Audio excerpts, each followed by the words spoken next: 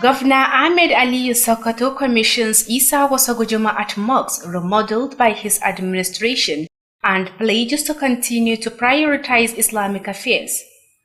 World Malaria Day 2025 is celebrated in Sokoto State with the commitment of the state government towards ending the menace.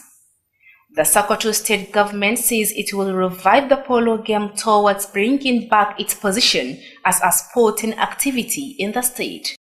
Hello everyone, good to have you join us on Alu TV News on this Friday, the 25th of April 2025, equivalent to 27th of Shawwal, 1446 after the Hijrah of the Prophet Muhammad, peace be upon him. Amen. I am Amina Hassan Gumi with the news. You're welcome.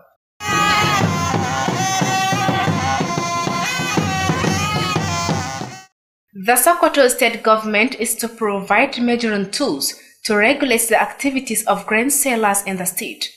The State Commissioner of Religious Affairs, Associate Professor Jabir Sadi Maihula, who dropped the hint during the commissioning of the remodeled Isa Wasagujuma at mosques, said the move is geared towards checking the attitude of some erring traders shortchanging the public.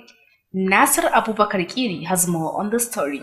The event, which marked the 11th Jum'at Mosque to be renovated and commissioned by the present administration, was presided over by Governor Ahmad Aliu. Speaking at the event, the governor restated the commitment of his administration to promote religious affairs as one of his 9-point innovative agenda. He thanked the APC leader, Senator Elumaga Takardawa Moko, for sponsoring the initial structure of the mosque and charged other wealthy individuals to emulate him. The governor also promised timely completion of the 65 ongoing Jum'at Mosque projects across the state. While commending the contractor handling the project, Alhaji Yahya Buhari, for executing a quality job, he emphasized that his administration is open to advice and constructive criticism. In his keynote address, the State Commissioner for Religious Affairs, Associate Professor Jabir Sani Mehula, charged the Muslim Ummah to complement the effort of the state government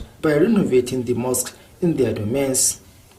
He further explained that the state government is ready to donate a RAG solar electricity system to any mosque renovated, as the government is busy covering many out of the 2,300 mosques across the state.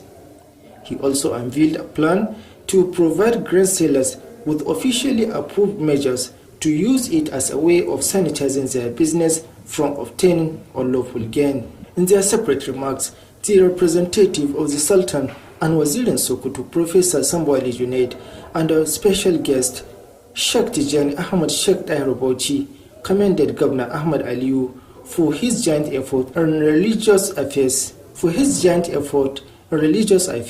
and prayed for Allah to reward him. It could be recalled that Governor Ahmad Ali, during a visit to the mosque last year, promised 100% renovation and remodeling of the Isa Wasagujuma Mosque, All Airport Sokoto. The project includes the expansion of the structure, provision of solar electricity, water borehole, convenience, tiling, and painting, among others.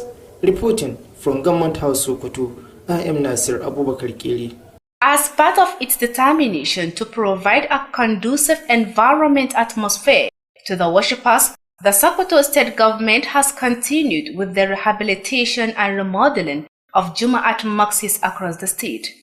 The State Commissioner for Religious Affairs, Dr. Jabir Sani Maihula, disclosed this when he paid an inspection visit to some Jum'at mosques under renovation. Bashar Sodangi provides more details of the story. The commissioner and his entourage inspect the renovation project of Osman bin Affan Jum'at Mosque at Gawan Nama, Hassan Amma Azu Jum'at Mosque Ringin Sambu, Izala Jum'at Mosque Shagari, and Shagari Central Jum'at Mosque. Others are 2 5-daily prayer mosques at Gidandari and 1 at the Government Technical College Farfaru. Briefing newsmen about the development, the State Commissioner for Religious Affairs, Dr. Jabir Sani Mehula, disclosed that the purpose of the visit is to inspect how the work is going on as a measure to ensure that all the projects have been executed effectively and efficiently. According to him, the state government has embarked on the renovation and remodeling of Jum'at mosques across the state. He also expressed satisfaction with the work being executed so far. He, however, urged the contractors to continue with the good work they have started. The commissioner maintained that the Sokoto state government will not relent in its effort toward propagating Islamic affairs across the state. The general public is aware that this administration has embarked in renovating and upgrading of Jumu'at mosques across the state. We have commissioned so many of them, part of which is Masallacin Sheikh Musa Lukua, Sheikh Abubakar Gumi, Buhari Dan Shehu, Yabu Jumu'at mosques, Kori Jumu'at mosques, Godbawa Jumu'at mosques, Wamako Jumu'at mosques, Yalwa Gadina, Sultan Mahmud Machar Jumu'at mosques, among many others. So the purpose of this visit today is to inspect and see for ourselves how the construction of this masjid is going on. It's satisfactory and we hope it will continue. The contractor will continue the good job he has started. That has been the report. I am Bashar Sodangi, reporting for Alu TV News. The Sokoto State Pilgrims Welfare Agency has announced the innovative Hadaya payment option and Hajj preparations. In a statement signed and issued to newsmen by the head of information and communications of the agency, Malam Farooq Umar, said the State Pilgrims Welfare Agency has introduced a convenience payment option for intending pilgrims to pay their Hadaya in Naira before departing for Hajj. This development was disclosed by the agency's chairman, Alhaji Aliyu Musa, during a meeting with 23 local government assistants for Hajj registration officers. The chairman explained that this decision was made considering the insufficient $500 basic traveling allowance provided for pilgrims who will spend approximately 35 to 40 days in Saudi Arabia. Pilgrims now have the flexibility to pay their Hadaya in Naira before departure or in Riyadh upon arrival in Saudi Arabia. Alhaji Aliyu Musa also explained that the preparations for Hajj airlift are nearly completion, with over 60% of visas already secured. The airlift, according to him, is scheduled to commence on the 9th of next month. He said the agency will flag off the pilgrims' medical screening on Saturday, ensuring the health and well-being of all pilgrims. These initiatives demonstrate the agency's commitment to providing a smooth and comfortable pilgrimage experience for Sokoto State pilgrims. Don't forget, our viewers, you are watching Alu TV News transmitting from Sokoto, the seat of the Caliphate. You can also watch us through our social media handles at Alu TV on our YouTube channel, while on our Facebook page you can view us on Alu TV News. You can also download our mobile application on the Play Store by searching Alu TV to watch our previous programs or watch us live while the program is running. The news will continue. A group of individuals in the Kabobi area of Sokoto State has constructed a mosque through personal donations. The mosque was officially opened on Wednesday in the presence of Islamic scholars and other respected stakeholders. Ibrahim Ahmed Aikin Allah completes the story. The 5 daily prayers mosques, named after the first caliph of Prophet Muhammad, peace and blessings of Allah be upon him, Abu Bakr as-Siddiq, was officially inaugurated by a representative of the chairman of Sokoto North local government area. During the event, the Alkalim Malaman Sokoto Mal Ahmad Umar Hilili emphasized the importance of developing mosques through regular Islamic studies, preaching and daily prayers. In his remarks, the chairman of Sokoto North local government area, Honorable Jamilu Bello Gosta, represented by the vice chairman, Honorable Kabiru Muhammad Ajia, pledged to support the mosques with all necessary items within their capacity. Malam Muslim Abu Bakr Gwandu, one of the mosque founders, stated that the mosque includes an Islamia school and will always serve as an avenue where erudite scholars will occasionally be invited for other Islamic activities. Some Islamic scholars who attended the event appreciated the donors and called on the community to make proper use of the mosques. The event was graced by the vice chairman of Sokoto North local government area, the Alkalim Malaman Sokoto, a representative of the Sarkin Malaman Sokoto, the Director General of Hizba, Malanur Abdullahi At-Tajiri, other Islamic scholars and members of the general public. Ibrahim Ahmad Aikin Allah, Alu TV News. Sokoto State Ministry of Health, in collaboration with the Malaria Elimination Agency and Malaria Consortium, organized a walk action across the Sokoto metropolis to commemorate World Malaria Day 2025. The event theme, End Malaria is with us, Reinvest, Reimagine and Reignite.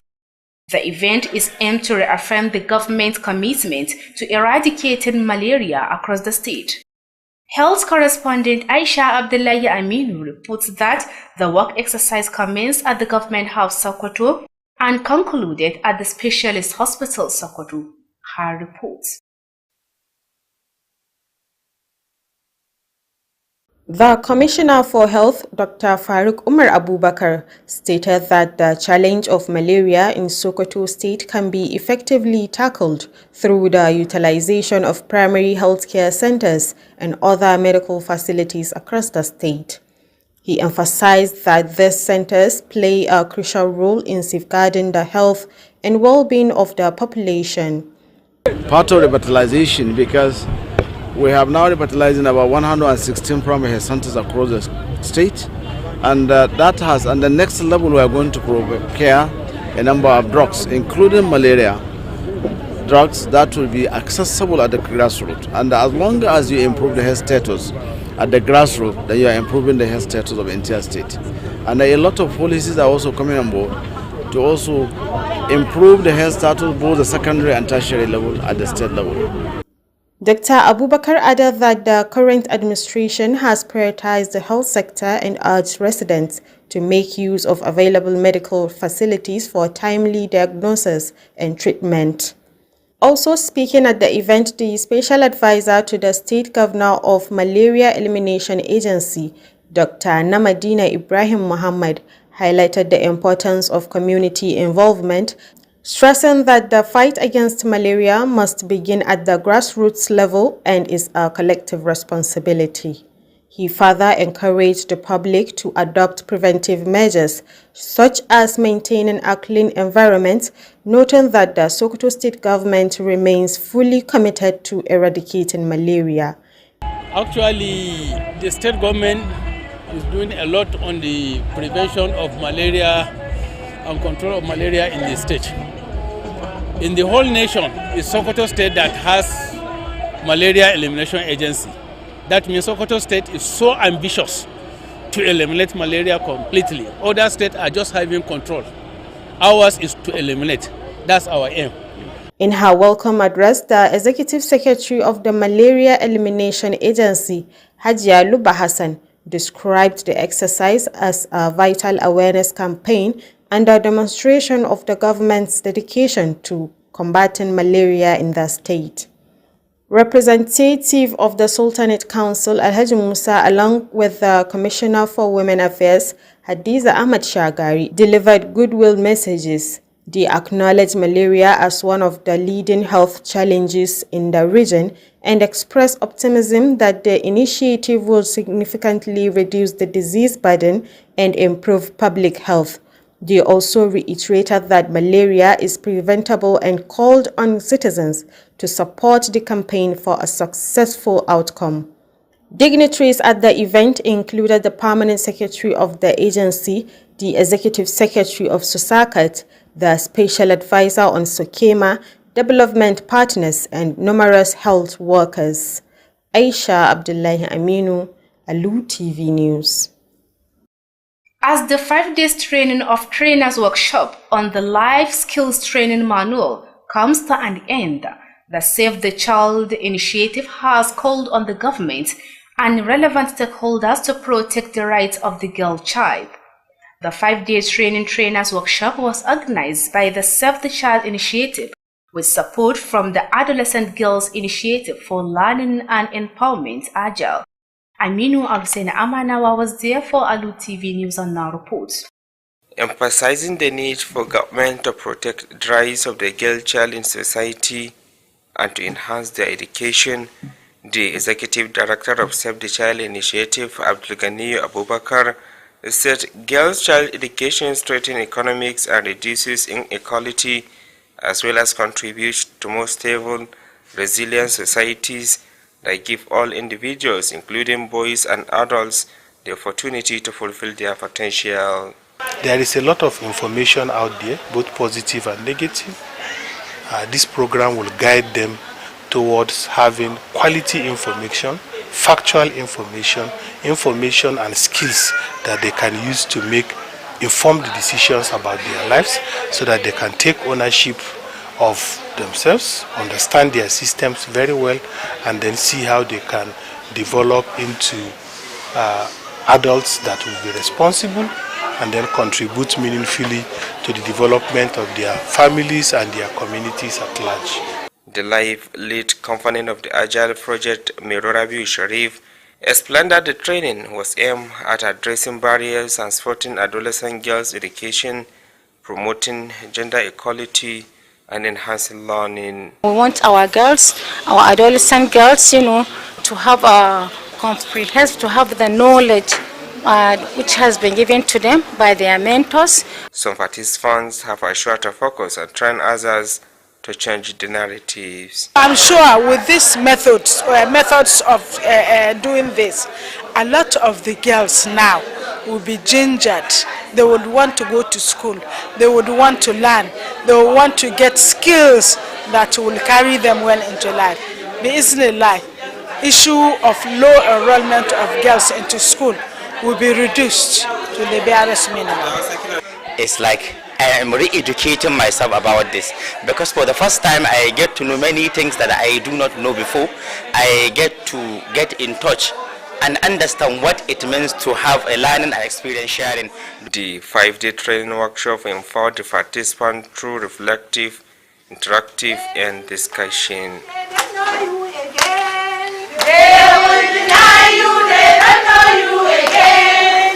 Aminu Alu Amanawa reporting for Alu TV News.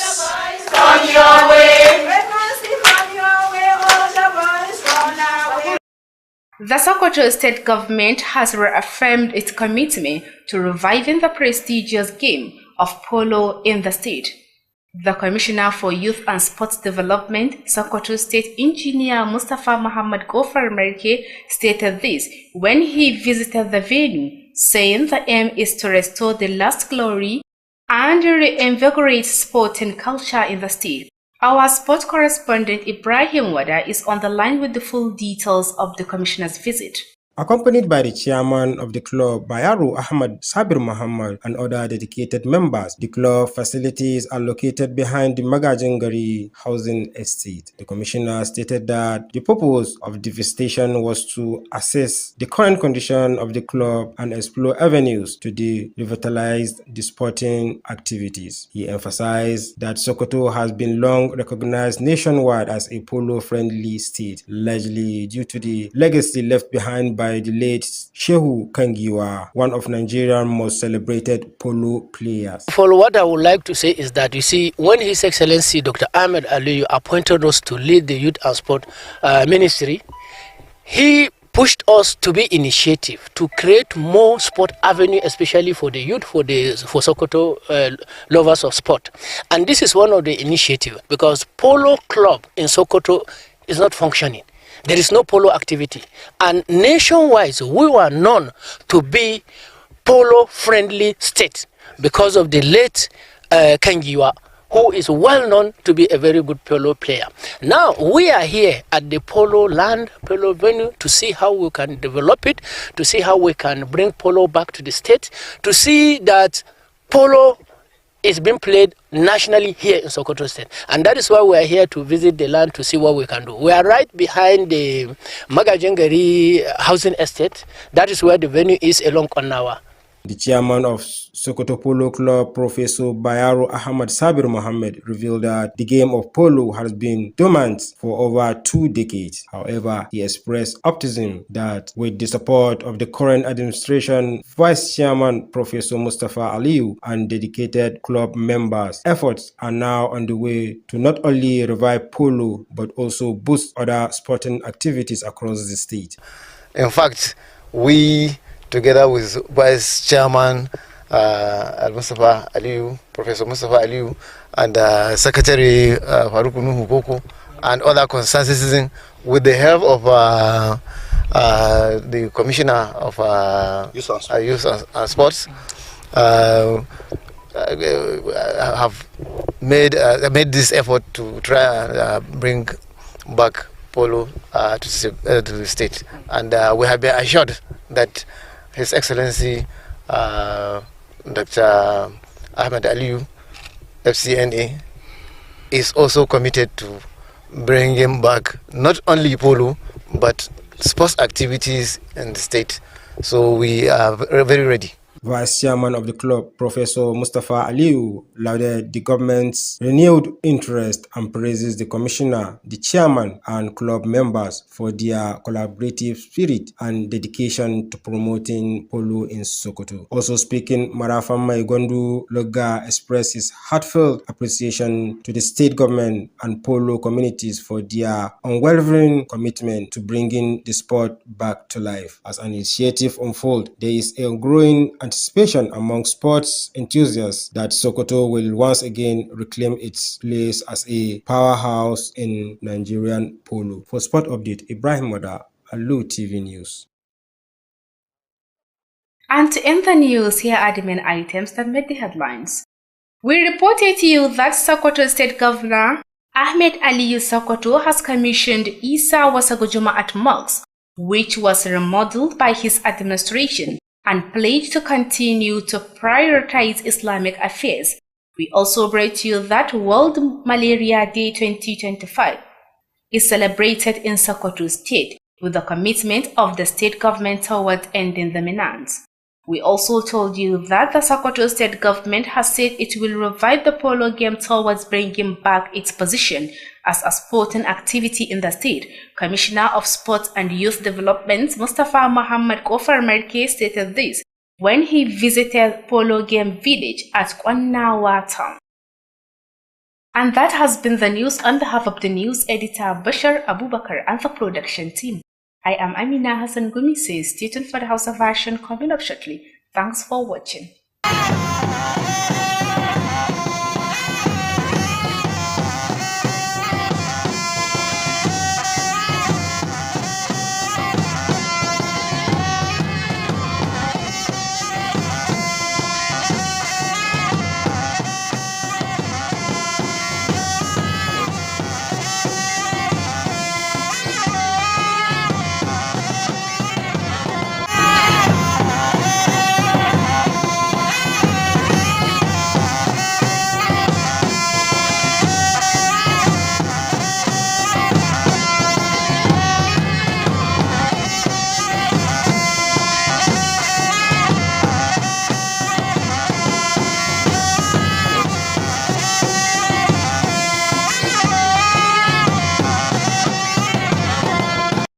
Gwamnan jihar nan ta Sokoto Ahmad Aliyu ya kaddamar da sabon masallacin Juma'a da gwamnatinsa ta yi wa garin Bawul tare da shan alwashin ci gaba da tallafawa lamuran addinin Musulunci. An gudanar da ranar yaƙi da cutar malaria ta 2025 tare ma da bayyana ƙoƙarin gwamnatin jihar Sokoto na kawar da cutar a jihar Sokoto.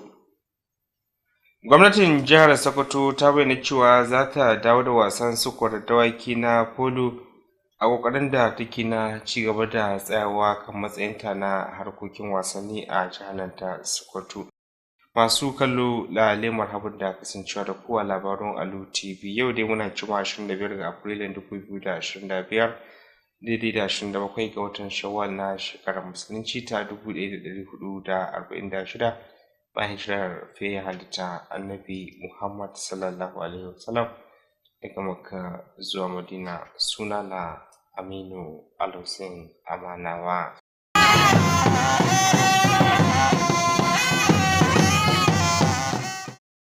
Gwamnatin jihar Sokoto ta bayyana cewa za ta samar da wasu muhimman abubuwa na musamman na awo domin takaitar da sha'ani na awo musamman kayan abinci a jihar nan ta Sokoto. Kwamishinan lamuran addini na jihar Farfesa Jabir Sani Mai Hulla shine da ya bayyana kan lokacin da wato yayin bikin buɗe sabon masallacin juma'a na Isa Wasagu wanda gwamnatin jihar Sokoto ta yi wa garan bawul a ƙoƙarin da take na ganin cewa lamura sun daidaita musamman sha'anin kasuwanci a cikin al'umma. Nasir Abubakar Kido wakilin na fadar gwamnatin jihar na da cigaban rahoton. Bikin wanda aka gudanar a ƙarƙashin jagorancin gwamna Ahmad Aliyu shine masallaci na 11 da gwamnatin jihar Sokoto ta gyara tare da faɗaɗa shi ta kuma ƙaddamar da shi bayan kammala aikin shi. Da yake jawabi a wurin wannan bikin, gwamna Ahmad Aliyu ya jaddada dukufar gwamnatinsa wurin ciyar da lamuran addinin musulunci gaba a matsayin ɗaya daga cikin muradu tara da gwamnatinsa ke baiwa fifiko. Ya gode wa jigon APC na jihar nan Sanata Aliyu Magatakardawa Mako akan ɗaukar nauyin aikin farko na aza tubalin wannan masallacin, tare da kira ga sauran al'ummar musulmi musamman masu hannu da shuni da su yi koyi da shi. Gwamna haka ma ya alƙawalin kammala aikin sauran masallatai 65 da yanzu haka ke gudana a sauran sassan jihar nan akan lokaci, daidai lokacin da ya yaba wa dan kwangilar wannan aiki Alhaji Yahya Buhari akan gudanar da aiki mai inganci. Ya jaddada cewa gwamnatinsa a koyaushe buɗe take domin karɓar shawarwari da kuma duk wata suka mai ma'ana. Kamar yadda muka sani, ƙarfafa abin da ya shahi addinin Allah shine ƙuduri na farko na wannan gwamnati a cikin ƙuduri tara da muke da su na gabatar da wannan gwamnati mai albarka. Tun lokacin da Allah ya ba mu jagoranci na wannan jiha tamu mai albarka, jihar Sokoto, mun ci gaba da yin hidima saboda Allah. Ɗaya daga cikin waɗannan hidimomi su ne sake gina masallatai da kuma ƙara ƙarfafawa, ma'ana inganta waɗanda muke da su. Da yake gabatar da jawabinsa a gaban taron kwamishinan lamuran addini na jiha, Farfesa Jabir Sani Mai Hula ya kalubalanci al'ummar musulmi da su mara baya ga ƙoƙarin gwamnati mai ci ta hanyar gyara da faɗaɗa masallatan da ke yankunan su. Ya bayyana cewa gwamnatin jiha shirye take ta ba da tallafin darduma da kuma samar da lantarkin hasken rana ga duk wani masallaci da aka gyara, a daidai lokacin da ita kuwa gwamnati take can tana fafutukar gyaran sauran masallatai kimanin 2,300 da ke fadin jihar nan.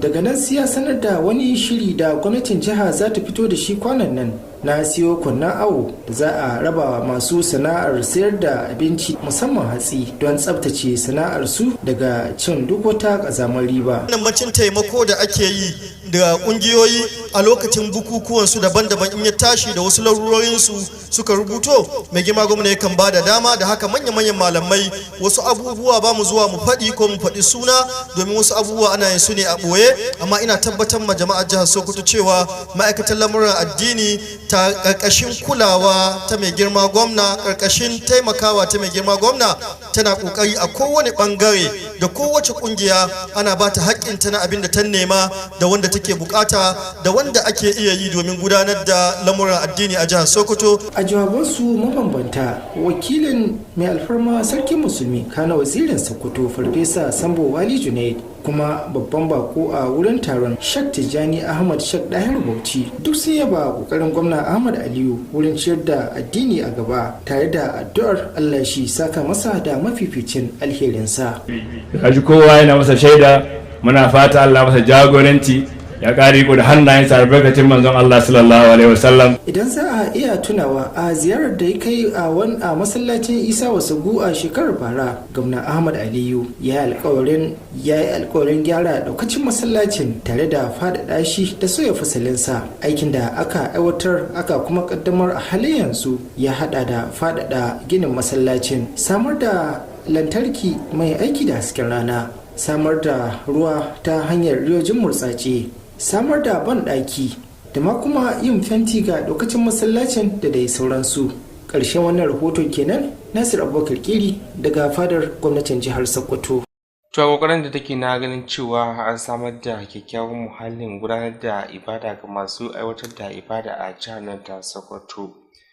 Gwamnatin jihar Sokoto na ci gaba da gyarawa haɗi da sabunta masallatayin Juma'a da ke faɗin jihar nan. Kwamishinan lamuran addini na jihar Sokoto Dr. Jabiru Sani Mai Hulla shi ne dai bayyana kan lokacin da ya kai ziyara a wasu daga cikin masallatayin Juma'a da ke jihar nan ta Sokoto domin dudduba yadda ake aikin sake fasalin nasu. Wakilinmu na lamuran addini Bashar Sudangi na da ci gaban rahoton.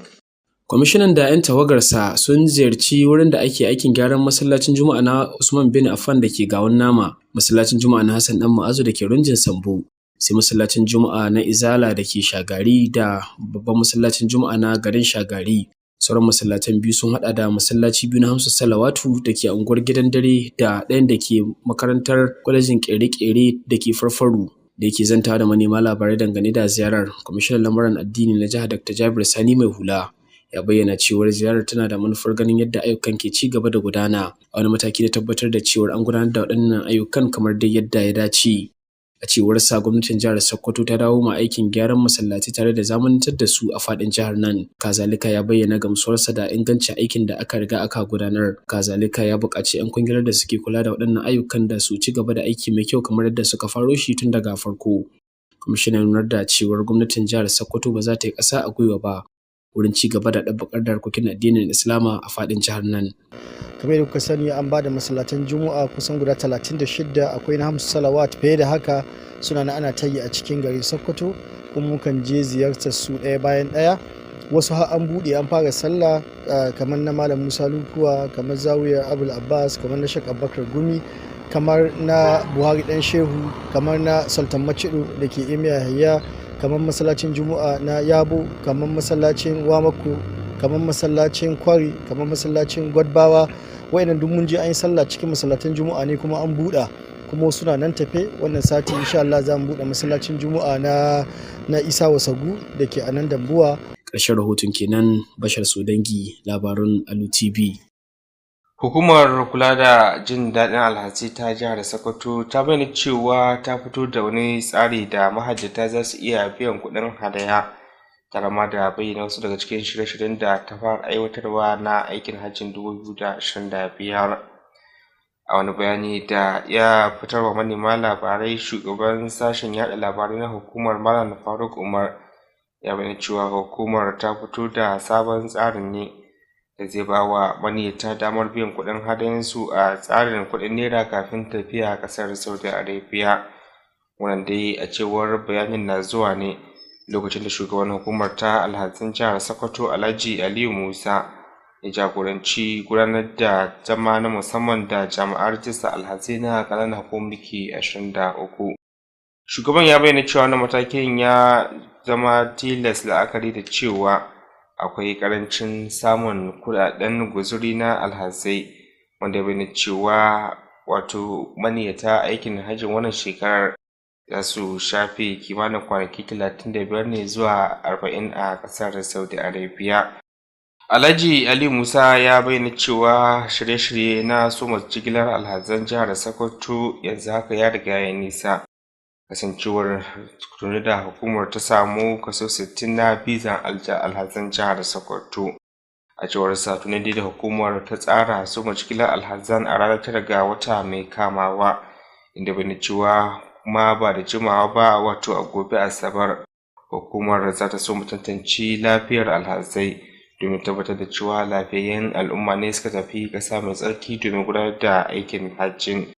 Wannan dai na ƙara fitowa fili da irin ƙoƙarin da hukumar ke yi, musamman na samar da kyakkyawan tsari da maniyyata aikin hajji za su gudanar da aikin hajji, musamman ma dai alhazan da suka fito daga jihar Sokoto.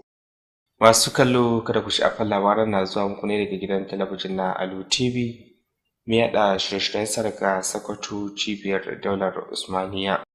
Ku bibiye mu a shafinmu na YouTube Alu TV, sai kuma Facebook Alu TV News, kazalika da sauke manhajar mu idan kuka rubuta Alu TV a Play Store domin kallon labaran da muke wallafawa. Wasu ɗaiɗaikun al'ummomi a unguwar Kabobi da ke nan birnin Sokoto sun gudanar da wani aikin taimakon kai da kai na gina aikin wato masallaci. Wannan dai bayanin na zuwa ne lokacin ƙaddamar da masallacin da aka gudanar a ranar Laraban da ta gabata a gaban wasu daga cikin manyan malaman addinin Musulunci da sauran muhimman mutane da ke nan Sokoto. Ibrahim Ahmad aikin Allah na da ƙarashin labarin. Masallacin dai da aka gina domin salloli biyar na yau da kullum, wanda aka sanya masa sunan Abubakar As-Siddiq, wato kalifan farko na Annabi sallallahu alaihi wasallam, an buɗe shi a hukumance ta hannun wakilin shugaban karamar hukumar Sokoto ta Arewa. A yayin bikin buɗe masallacin, alƙalin malaman Sokoto Malam Ahmad Umar Helele ya jaddada muhimmancin raya masallatai ta hanyar karatun addini na yau da kullum, wa'azi da kuma salloli biyar na rana. A nasa jawabi, shugaban karamar hukumar Sokoto ta Arewa Honorable Jamilu Bello Gwasta, wanda mataimakinsa Kabiru Muhammad Aje ya wakilta, ya sha alwashin tallafawa masallacin da duk abin da suke da iko da shi. Daya daga cikin waɗanda suka kafa masallacin, Malam Muslim Abubakar Gwandu, ya bayyana cewa masallacin yana ɗauke da makarantar Islamiyya, kuma zai kasance wata kafa da za a riƙa gayyato manyan malamai domin gudanar da ayyukan addini. Ina cike da farin ciki gaskiya sosai ganin irin wannan ni'ima da Allah ya yi min, kuma ina godiya ga 'yan uwa da abokanan arziki da masoya wanda suka taya mu ganin cewa mun gina wannan masallaci, kuma gashi har yau an kawo ranar da aka buɗe kuma suka yi tsayin daka ganin wannan masallacin ya zama masallaci, kuma an buɗe wannan masallacin. Wasu daga cikin malaman da suka halarci bikin sun nuna godiya ga waɗanda suka ba da gudunmuwa, tare da kira ga al'umma da su amfana da masallacin yadda ya kamata. Shi ya nuna ashe taimakon addini ba dole sai an jira gwamnati ba, amma kuma ita ce gaba ita ce za ta taimako mai ƙarhi mai nauyi kwarai.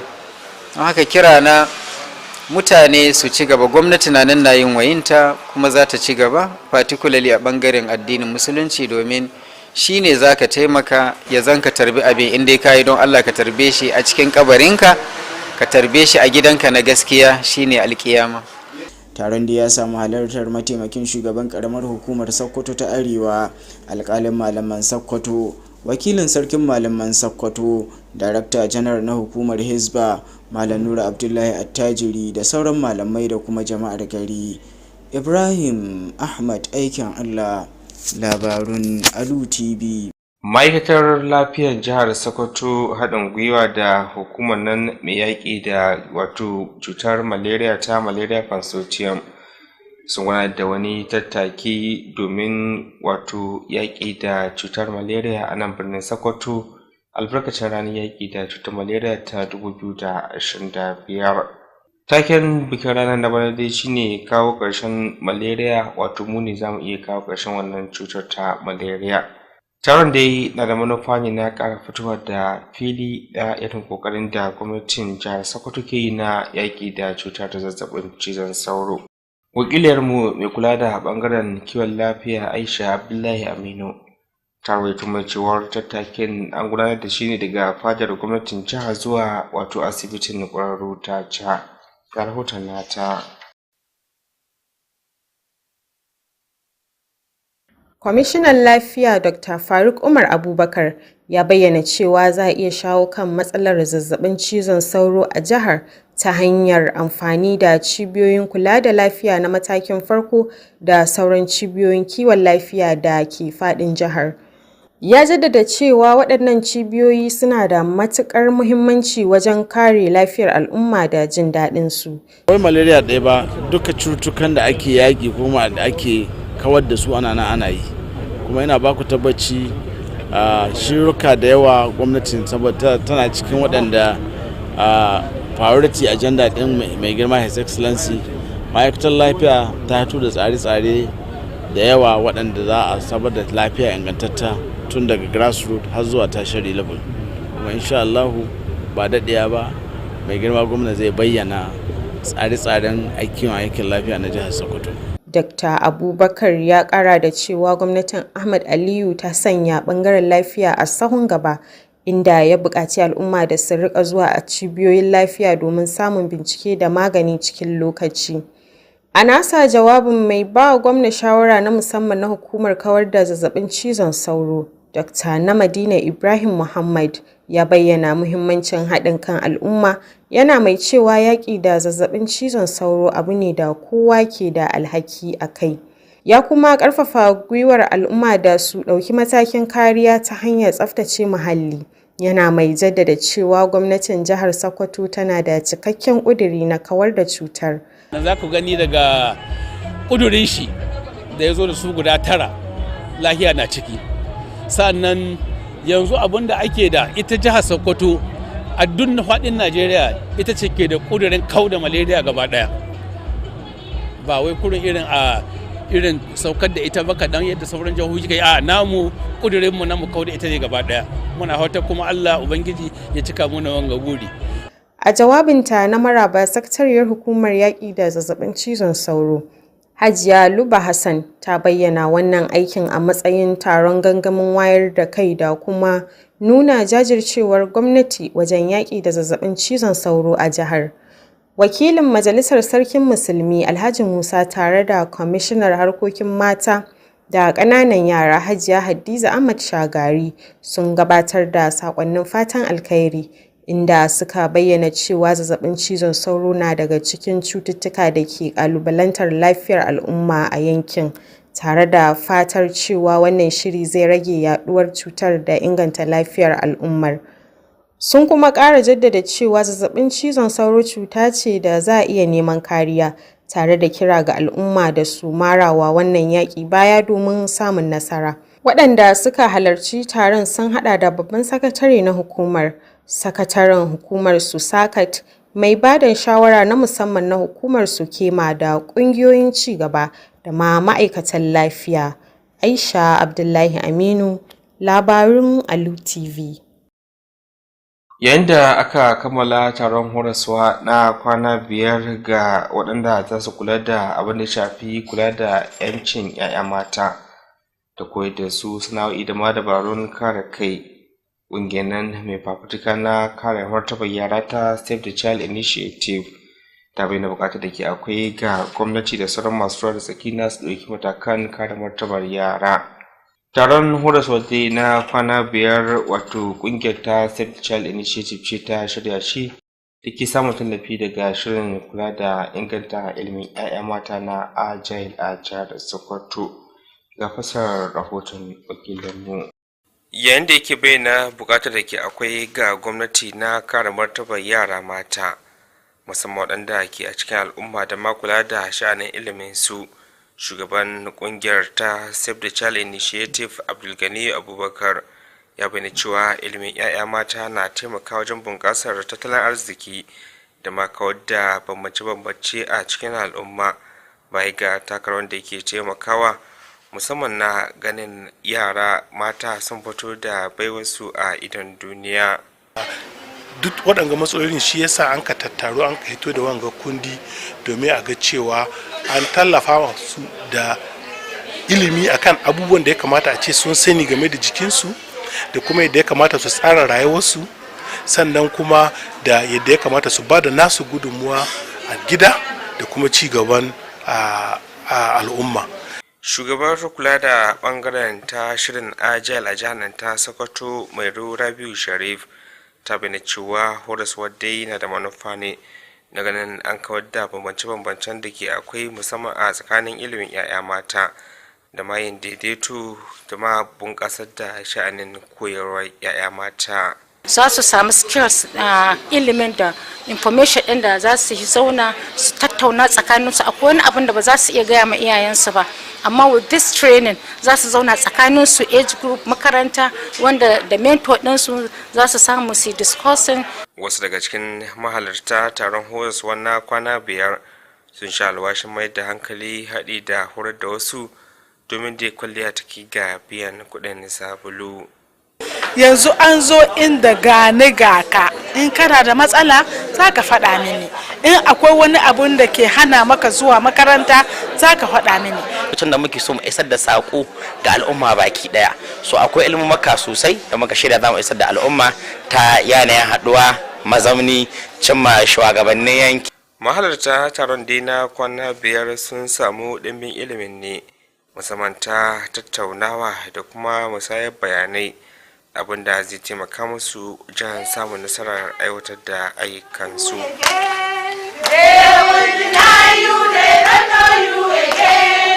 Aminu Alusin Amanawa, labarun Alu TV.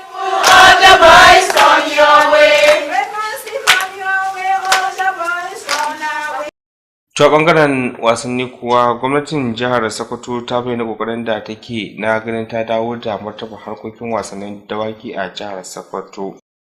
Kwamishinan lamarin matasa da wasanni na jihar Injiniya Mustapha Muhammad Kofar Marke shine da ya bayyana haka lokacin da ya kai ziyara a filin gudanar da wasannin, inda ya bayyana cewa wannan na da matuƙar muhimmanci na dawo da martaba harkokin wasanni a jihar Sokoto.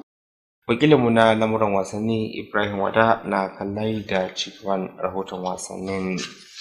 A ranar ziyarar ta musamman zuwa filin wasan polo da ke bayan gidajen magajin gari, kwamishinan wasanni na jihar Sokoto ya jagoranci wata tawaga tare da shugaban kungiyar polo ta Sokoto Farfesa Bayaro Ahmad Sabir Muhammad da sauran mambobin kungiyar masu kishin wasan. A yayin ziyarar, kwamishina ya bayyana cewa manufar zuwa wurin ita ce domin tantance halin da filin yake tare da duba hanyoyin da za a bi domin farfado da harkokin wasan, musamman wasan polo wadda ya daɗe yana ƙasa. Ya jaddada cewa Sokoto na da dogon tarihi wajen tallafawa wasan polo, inda ya samu asali ne daga gagarumar gudunmuwar da marigayi Shehu Kangiwa ya bayar, ɗaya daga cikin fitattun 'yan wasan polo da Najeriya ta taɓa samu.